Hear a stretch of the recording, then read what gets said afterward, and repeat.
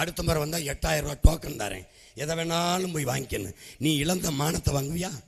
குடிச்சு செத்து 6 லட்சத்துக்கு மேலே விதவை தாலி எடுத்த நம்ம பெரியத்தா சின்னத்தா அக்கா தங்கச்சி இருக்காளுங்களே, அவளுக்கு இழந்த அந்த உயிரை வாங்கிடுவியா? வாங்கிடுவியா? நீ உன் மலையை வெட்டி ஏற்றிட்டான், திருப்பி வாங்கிடுவியா? 8000 டோக்கனை வச்சு உன் வித்து தின்னா மணலை புறம் திருப்பி எடுத்துகிட்டு வந்துடுவியா?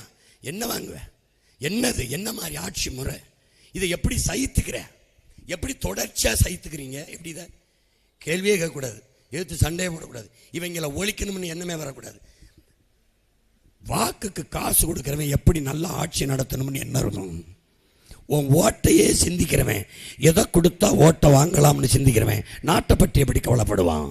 உன் வாக்கை எப்படி பறிக்கலாம், எப்படி வாங்கலாம்னு கவர்ச்சியா 20,000 கொடுப்போம், ஃப்ரிட்ஜ் கொடுப்போம், மிக்சி கொடுப்போம், 2000 கொடுப்போம், 2500 கொடுப்போம், நாங்கள் வந்து அதை கொடுப்போம், இதை கொடுப்பான்னு வாக்கை குறிவைப்பவன், வாக்கை பற்றி கவலைப்படுபவன் உன் வாழ்க்கை பற்றி எப்படி கவலைப்படுவான்?